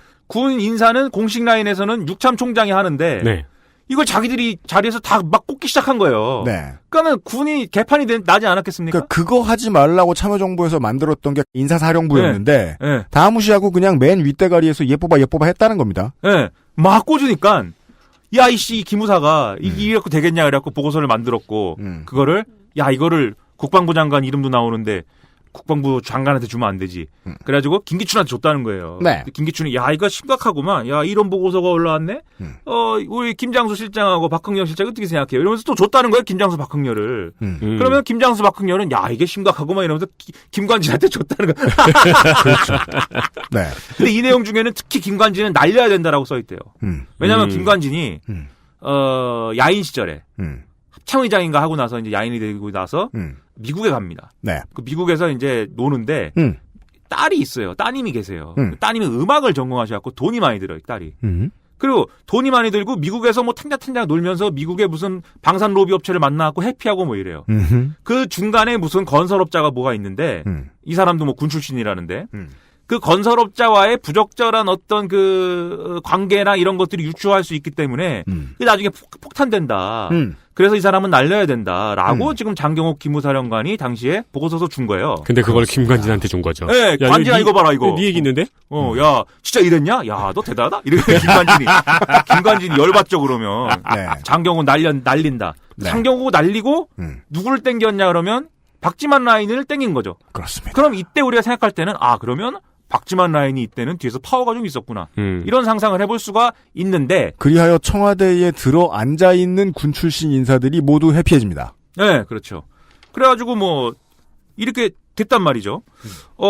그런데 이게, 그래서 나중에 이제 김관진 얘기는 무슨 사드 얘기까지 나오는 거예요. 이게 그 무슨 그때 로비 업체가 로키드 그렇죠. 마틴이랑 친해가지고 뭐, 근데 그거는 뭐, 그것까지 얘기하면 오늘 뭐 집에 못 가니까. 네. 그런데 이재수 중장도 1년 만에 2014년 10월에 3군 사령부 부사령관으로 좌천이 됩니다. 네. 그리고 아마 예편할 거예요, 아마. 그러면 이재수는 왜냐하면 부사령관은 예편하기 직전에 가니까요. 네. 이재수는 왜 밀렸냐 이거죠. 그리고 이때 이제 후임으로 온 게 위대하신 계획대로라면은 우리 합동수사본부장이 되셨을 우리 이번에 나온 문건에 의하면 네. 촛불을 진압하고 하는 합동수사본부장이 되셨을 조현천 중장님이 이제 오십니다. 좀 과한 말입니다만은 전두환 후임입니다. 네. 조현천 중장님이 딱 오셨는데 이건 이런 일이 왜 일어난 거냐. 이제 쭉 이제 나중에 보도를 한 걸 보니까 세계일보 등이 이렇게 썼어요. 이재수 중장이 비선에 대해서 조사하다가 밀려났다. 근데 여기서 말하는 비선은 뭐냐? 이재수가 박지만을 못 해보진 않았을 것이고 네. 정윤회라는 거죠. 흔히 우리가 비선하면 이야기하는 그 대명사 같은 이름. 이때 또 세계일보는 열심히 정윤회 그 문건 쓸 때니까. 네. 네. 그 이제 비선에 대해서 조사하다가 밀려났다고 보는데 이재수가 박지만이랑 아는데 정윤회를 몰랐을까요? 몰라서 알아보려고 조사한 게 아니죠. 그죠? 뭘 치려고 털어본 그렇죠. 거죠. 네. 그렇죠. 네. 그래서 밀렸다. 이렇게 이제 우리가 상상을 하는 거죠. 왜냐하면 권력 다툼이 아닌 이상 박근혜 말 잘 들으라고 갖다 꽂은 네. 그 기무사령관이 박근혜 뒤를 칠 리가 없거든요. 그렇죠. 그래서 이 이후에 박지만하고 동기인 육사 37기들이 또 순차적으로 몰락했다. 다 나가 떨어집니다. 네, 요렇게 보는 거죠. 근데 이전에 이미 이 기류가 있습니다. 왜냐하면 정윤회 대 박지만 구도는 이미 유경재단서부터 나와요. 그죠? 네. 유경재단 사태 때부터 지들끼리 싸워가지고 이제 난리치는 것부터 나오고 그다음에 이때 정윤회의 문고리 3인방들이 박지만을 미행을 하고 했다는 등의 여러 가지 얘기들이 나옵니다. 네. 그러면서 뭔가 정윤회 대 박지만 대결 구도를 얘기하는 상황에서 이재수가 밀려버린 것이기 때문에 정윤회가 승리했구만. 이제 이렇게 보는 거예요. 네. 그 정윤회가 승리했죠. 2017년에 노승일 전 K스포츠재단 부장이 뭐라고 그랬냐면은 우리 위대한 노승일 씨 알잖아요. 네. 최순실한테 죽을 뻔한 사람. 지금 오늘 등장한 6번째 위대한 사람입니다. 네. 아 그렇구나. 다 위대하니까. 뭐라고 그랬냐면 정유라하고 대화를 하는데 정유라가 그러더라. 우리 아빠는 김관진하고만 형님 동생 한다. 이렇게 그렇죠. 얘기해. 그러면 이때 그러면 김관진이 네.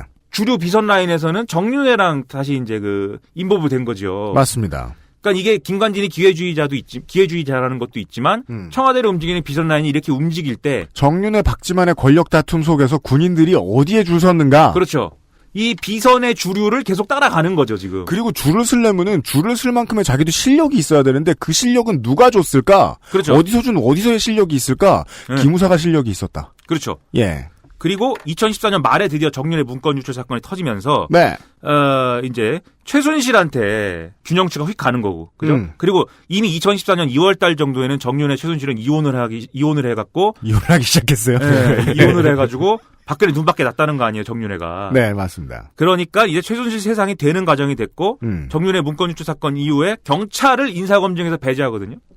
박관천이 사고 쳤다고 그래가지고. 야, 그러면은 그동안 정윤회가 꾸려놨던 군대의 장악력은 전부 다 최순실한테 넘어가는 건가요? 그런 셈이 되는 거죠. 이게 주류가 교체된 거니 교체라기보다도 정윤회 최순실 쌍두마차에서 정윤회가 날아간 거니까. 네. 네. 이제 그 최순실하고 잘 지내야 되는 거죠. 결혼과 이혼이 이렇게 무섭습니다. 네, 잘해야 돼요. 그 김관진 입장에서는 어떡하지 싶은 거죠. 네, 그렇죠.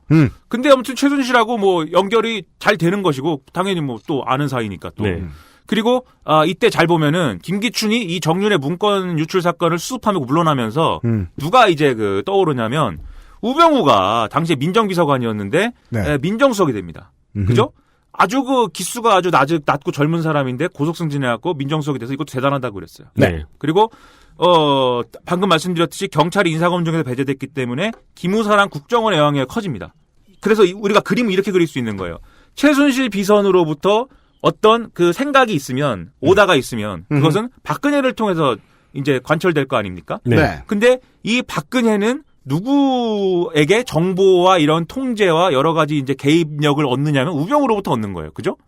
우병우는 그러면 나머지 국정원과 검찰을 어떻게 장악했냐면 우병우 친구 최윤수라는 사람이 있습니다. 맞습니다. 검찰 출신. 네. 이 최윤수가 검찰 출신인데 갑자기 국정원 2차장으로 가요.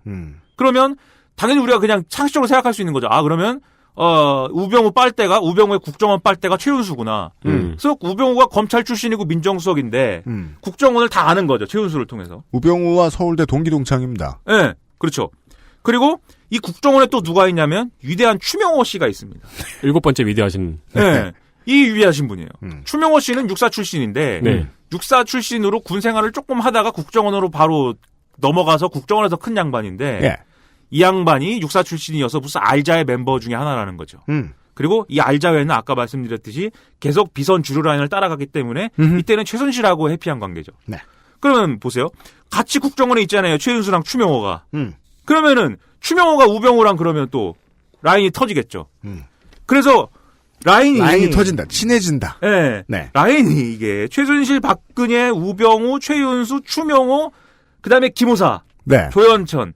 이렇게 이어지는 무슨 정보 독점 라인, 정보와 공작 독점 라인이 형성된 거죠. 그렇게 모여서 단톡방을 하나 만들었다. 거의 그런 수준이죠. 네. 그럼 이때부터는 운명 공동체죠. 이때 통일이 된 겁니다. 이제 박지만 라인과 정윤회 라인이 다 사라지고. 네. 네.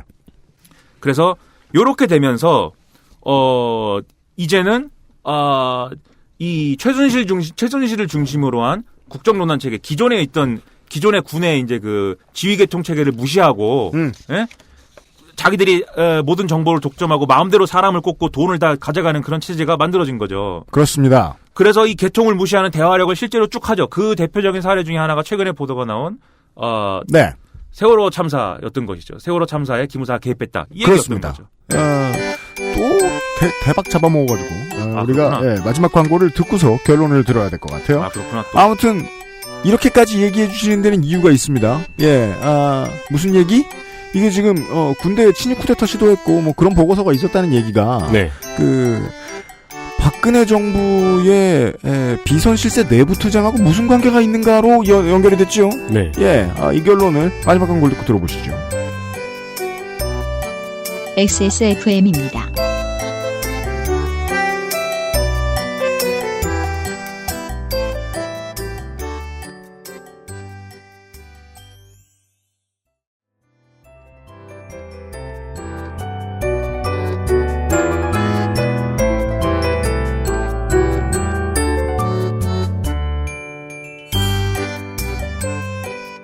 그 위대한 마지막 광고를 듣고 돌아왔습니다. 네. 김민아 씨가 이런 얘기까지 해주셨습니다. 비선 실세인데 개통을 안 무시하면 활약을 못하니까요. 그렇죠. 개통을 무시하고 대활약을 했는데 그 중에는 세월호 참사와 관련된 매니퓰레이션들이 자리 잡고 있다까지 얘기해 주셨어요. 그렇죠. 세월호 참사가 발생한 게 이제 2014년 4월 아닙니까? 네. 그때가 이제 이재수 시절이에요. 기무사령관이. 그리고 이재수가 2014년 10월 달에 바뀌니까 그다음에 조현천이 나오는 거죠.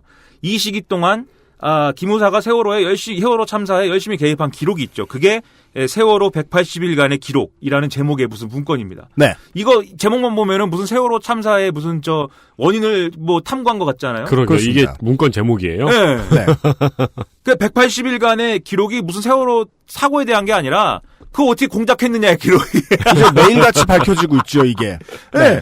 그래가지고 이걸 내용을 보면은 세월호 참사 직후인 4월 말에 기무사가 TF를 꾸리고 5월 달이 되면은 이걸 확대 개편을 막 해요. 그리고 유가족들을 사찰을 합니다. 유가족들의 성향은 뭐고. 네? 과거에 무슨 대통령 욕도 했고, 게시판에다 무슨 정부 비판 글을 썼고, 무슨 활동을 했고, 이 사람은 별로 활동한 거 없고, 쭉 성향 분석을 하고, 그 다음에 가서 회유를 합니다. 국민들이 지금 세월호 자꾸 여러분이 인양하라고 하시는데, 네. 돈도 많이 들고 해가지고, 그게 안 됩니다, 그게. 갖고 하루빨리 인양을 반대하시는데 지금 수색을 계속하라고 그러시는데 빨리 수색을 끝내야 되고 지금 국민 여론이 안 좋습니다. 네. 선생님들 마음 이해하는데 이렇게 해가지고 장관이 직접 가서 할 만한 일을 기무사가 가서 하나요? 기무사 요원들이 가가지고 네. 이런 걸 하고 그다음에 단원고에도 요원이 들어갔대요. 그렇습니다. 단원고에 뭐가 있다고 고등학생들이 있는 건데. 아니 학교 폭력이 심각할 수도 있으니까요. 학교 폭력을 방지하기 위해서 기무사가 기무사 세니까 기무사 가서 막 짱들한테 맞고 막 기무사가 쳐나가면서 담배 뺏기고 담배 뺏기고 기무사가 난 전방에 안 있어갖고 싸우면 못해 이러고 막 맞고. 네. 이런 활동들은 시민단체나 이제 무슨 진보 정치 세력 이런 데는 이런 식으로 개입한 사례들이 많은데 그건 꾸준히 그래왔죠. 네. 네. 무슨 세월호 참사 유가족한테 그러니까 무슨 이 참사에 이런 식으로 한 역사는 없죠. 직접 가서 딜친다. 그러니까 지금 아까 윤세민 해준 얘기하고 지금 꾸준히 아저씨가 해준 얘기하고 그걸 겹쳐서 생각해 보시면 좋은데요. 장관급이 내려가서 무릎 꿇고 얘기할 문제인데도 이걸 국정원 요원들이 했다는 건 기무사와 기무사 요원들이 했다는 건 비선 말고 일을 안 시키기 시작했다는 거죠. 네. 그리고 그건 좀 오래됐다는 얘기는 또 하고 시작하면 또 한국 또 합니다. 그리고 고등학교는 또 왜 가요, 진짜? 그러니까 그 고등학교 예를 들면 군대 고등학교다, 군인 고등학교다, 그리고 세월호가 군함이다, 유가족들이 다 군인이다. 그러면은 기무사가 할 수도 있는데 아니잖아요, 다. 네. 그렇다 하더라도 국방부 장관이 가든지 그래야 네, 그렇죠, 되는데. 그렇죠. 그건 당연하죠. 네. 그러니까 왜 그랬냐는 거죠, 기무사가. 그러면 이거 왜 가만히 앉아 있다가 이거 세월호 참사는 우리가 나서야겠어 이랬겠느냐라는 거죠. 그게 아니라 이게 정치적으로 정무적으로 민감한 상황이 되고 정권에 위협이 되는 요소이다 보니 누군가가 이거는 좀 공작이 필요해. 우리가 직접 해야 되겠어. 네. 이거 무슨 지휘계통 거치고 이럴 상황이 아니야. 이렇게 해서 시켰다. 네. 네. 저는 그렇게 보는 거죠. 그렇습니다. 비선하고 이걸 직거래하면서 시키는 대로 행동했고 실제로 MBC가 입수해서 보도한 당시 기무사의 회의록을 보면은 2014년 7월 달에 이재수 당시 기무사령관이 이렇게 얘기를 합니다. 빨리 세월호 유가족들 성향 파악을 해야 될 거 아니야. 종교를 동원하든지 뭘 동원하든지 빨리 다 알아와. 빨리 지금 이게 가만히 있어도 될 사안이야? 이렇게 화를 내기도 하고. 그다음에 오늘 BH 보고 해야 되는데 어제 보고자료 주면 어떡하냐. 어제도 보고자료 내가 말로 다 떼었다. 이런 얘기 하기도 하고. 매일같이 BH에 들어갔다는 거죠. 그렇죠. 네. 청와대 가서 세월호가 이렇고 저렇고 유가족들이 얘기가 이렇고 이런 얘기를 기무사령관이 가서 했다는 거예요. 그렇습니다. 대통령한테. 저를 바꾸면 BH는 기무사가 분석한 세월호 유가족의 성향 분석을 듣고 있었다는 거죠. 그러니까 박근혜 청와대에서 기무사는 군대 그 이상의 무언가로 꽤 오랫동안 그렇죠. 잘 쓰였다. 네. 거의 이제 국정원하고 비슷한 급의 이제 이 기관의 역할을 한 것이고 국정원을 돌리기에는 부담스러운 국면에서 기무사가 나섰을 수도 있을 것 같아요. 왜냐하면 국정원은 이명박 때 댓글 달고 이래갖고 그러니까 이제 청와대에서는 하나 더 있지롱. 그렇죠. 이 히든 카드가 하나 있다 이러면서 딱 꺼내가지고 기무사를 돌린다 우리는. 네. 그랬을 수도 있고. 그러니까 이게 그 보고 받을 때도 그러면은 박근혜 대통령께서 독대해갖고 보고를 받았겠느냐라는 거죠. 문고리 3인방 있고 최순실 있고 김관진 있고 이래갖고 보고를 받은 거 아니겠습니까? 네. 최순실만 받았을 수도 있고 최통령 박통령의 요절복통해서 최통령님은 받았을 수도 있고. 네. 그것도 얼마든지 가능한 시나리오죠. 네. 그러니까는 이런 메커니즘이었을 거다라고 보면 이번 문건도 마찬가지였을 수 있다는 것이죠. 이게 아까 말씀드렸듯이 자기 일도 아니고 기무사가 계엄 검토하는 게 물론 근데 또 검토를 할 수도 있지 않을까라는 게 이제 자유한국당 등의 주장이긴 한데 아무튼 간에 자기 일도 아니고 그리고 계엄 사령관을 또 합참의장이 아닌 원래는 합참의장이 하는 거라는데 법에 합참의장이 한다라고까지는 돼 있지 않는데 대략 합참의장이 하는 게 맞다라고 보고 그게 누구나 생각할 수 있는 해답이라는 거예요. 네. 네. 근데 그걸 그렇습니다. 왜 육군참모총장이 하도록 했느냐. 네. 이런 얘기를 하면서 결국 육군참모총장이 육사 출신이어서다. 그 당시에 육군참모총장. 그때 합참의장이 이순진 대장인가 그래가지고 네. 이 양반은 삼사관학교 출신이거든요. 그렇습니다. 그러니까 자기 라인들이 아닌 거죠. 네. 그러니까 네. 이건 계엄사령관을 못 시키겠고 네. 우리 라인인 육군참모총장으로 가야 되지 않을까요라는 게 그 네. 제안 내용일 것이다. 그리하여 마지막으로 등장하는 인물이 당시의 육참총장 장준규 장군이죠. 그렇죠. 네. 그 이 문건에 이런 얘기도 써 있습니다. 일부 보수 진영에서 계엄 필요성 주장하나 국민 대다수가 과거 계엄에 대한 부정적 인식을 갖고 있어서 계엄 시행 시에 신중한 판단이 필요하다. 이게 이제 그냥 말만 보면은 야 이게 조심해서 해야 됩니다. 이렇게 얘기한 거일 수도 있고 또 이게 문건을 만든 사람 입장에서 그걸 강조하고 싶었을 수도 있는데 그냥 무슨 관절 수술할 때 의사 선생님들이 얘기해 준 거와 비슷한 소리예요. 하셔도 되는데 부작용도 있을 수 있고 네. 예, 좀 싫어하시는 분들도 있다. 네. 근데 하시고자 하면 딱히 말리진 않겠다. 네. 근데 여기서 제가 주목하는 건 일부 보수 지정에서 계엄 필요성 주장하나라는 대목이에요. 누가 주장한 거냐고요. 사실 그때 뉴스 잘 검색해 보면은 누군가 계엄을 주장한다라는 얘기만 있지 박지원 의원이 얘기하고 추미애 대표가 얘기하고 계엄을 걸 수도 있다. 계엄을 선포할 수도 있다. 계엄 주장하는 사람도 있다라는 얘기만 있지 네. 누가 공개적으로 계엄이 필요하다고 얘기하는 사람은 없거든요. 그 뉴스에는. 근데 기무사는 지금 계엄 필요성을 주장하는 사람이 일부 보수 진영에 있다고 얘기하잖아요. 그러면 바깥의 표면 위에 우리가 표면이라고 얘기하는 거는 보수 정치인들과 보수 언론인데 네. 그쪽 말고 기무사에서는 그 수면 아래에서 그렇죠. 누가 주장했는지 네. 직접 들었을 수 있다. 그렇죠. 그리고 그게 아마 이 문건을 한민구가 시키게 된 이유겠죠. 문건을 만들으라고. 그게 뭐 동네 수위 아저씨든 누구든 간에 그렇죠. 직접 들었다. 기무사는. 네. 동네 수위 아저씨가 이제 뭐 정씨거나 최씨거나 뭐 이런 건데 지나가다 들었더니 계엄 이러면서 들을 때까지 얘기해주는 누군가가 네. 기무사 근처에 있었거나 기무사 안에 있었다. 적어도 아까 앞에 말씀드린 그 비선 라인들의 형성 과정에서 기무사한테 직접적으로 시킬 수 있는 그 기무사한테 시켜보라고 말할 수 있는 그런 형태의 뭔가 할 수 있는 사람이 있었다. 네. 네, 그 얘기인 것이죠. 네. 그래서 그 결과가 이 문건인 것이다. 즉 이게 우리가 지금 이걸 놓고 야 이게 촛불 시위 때 우리가 다 죽었을 수도 있었어. 그리고 쿠데타 일어났을 수도 있었어. 완전 개판됐을 수 있었어. 이게 이제 중요해서 우리가 많이 신경 쓰는데 네. 그것만큼 중요한 문제가 이 정치적 이익을 위해서 개통과 체계가 완전히 무시되고 무력화됐다. 이 점을 같이 봐야 된다는 거죠. 네. 즉 이게 바로 국정농단이다라는 게 저의 이제 뭐 생각이다. 뭐 이런 얘기였습니다. 네. 그러니까 너무 이게 이런 것들이 들추면 들출수록 저는 그게 되게 신기한 거예요. 뭐가 신기해요? 먹고 살던 사람이 몇 명인데 이런 식으로 대한민국 전체를 보면은 그러니까 다 어디든 그대로 앉아 있을 거란 말이에요. 늘. 그렇죠. 네. 갑자기 이제 그 돌멩이를 들어올렸을 때 그 밑에 있는 벌레들처럼 샥 도망갔다가 어디든 앉아 있을 거란 말이에요. 그렇죠. 보통 이제 돌멩이를 들면은 좀 축축한 곳엔 쥐며느리가 많이 그렇죠. 있어요. 우리 우병우 수석이 말이에요. 감옥에서 얼마나 외롭고 힘들겠습니까? 감옥에서. 네. 뭐 자치통감인가를 뭐 읽고 계시다고. 그래서 2회 독을 하고 계시다고 그게. 네. 자치통감이요? 네, 그게 뭔지는 모르겠어요. 그게 아마 근데 예, 옛날에는 주로 책은 사마씨들이 많이 썼죠. 네. 예. 그건가? 사마광이 신종에게 바친 책. 고대에서 당나라 말까지를 그린 역사서. 예. 근데 제가 이 한문으로 된 얘기들에 약해가지고 네. 우병우가 뭘 읽었는지 자 역사서라고 하네요. 자치통감 읽었네. 자치통감. 네. 꼬요 자치통감을 우병우는 왜 읽고 있냐고요. 거기 그 바람의 파이터나 읽을 것이지. 재밌는 거 읽지. 네, 그런 걸 읽는 이유 뭐냐? 하여간 공부 잘하는 사람들이랑 대화가 안 돼요. 나와서 정권 바뀌면 뭘 할지 어떻게 아느냐. 네. 그거 아니겠습니까? 네네. 다 어디에 있다가 살아나오는 것이죠. 되게 이제 특유의 이제 그 동네 아저씨 말투로 말씀을 해주시고 계신데, 네.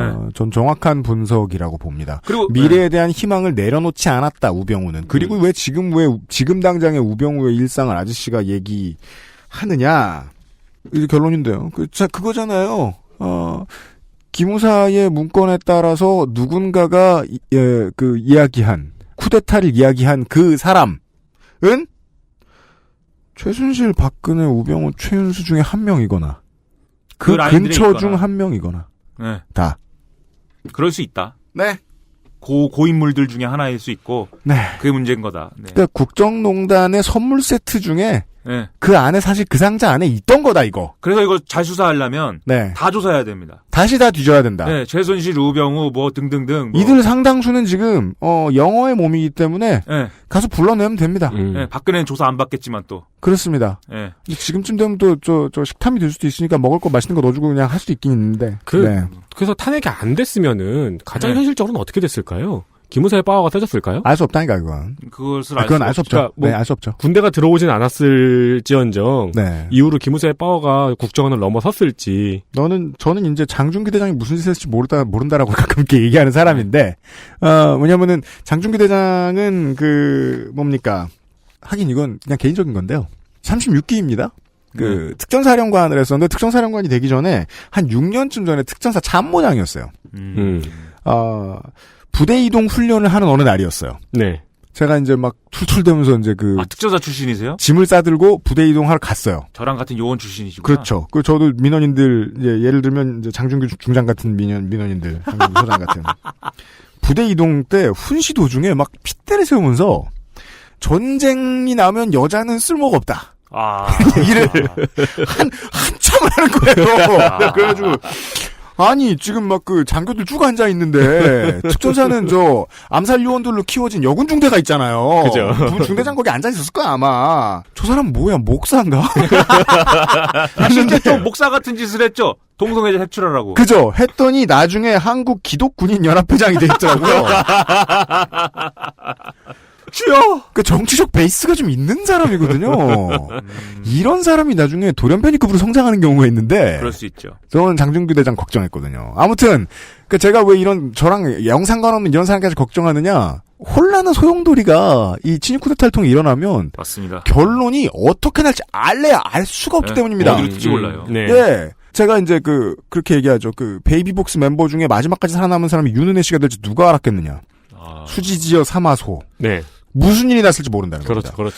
우리는 박근혜 대통령이나 최순실이 옥황상제가 돼가지고 의하가 웃고 있는 그 상황을 안 봤을 거예요.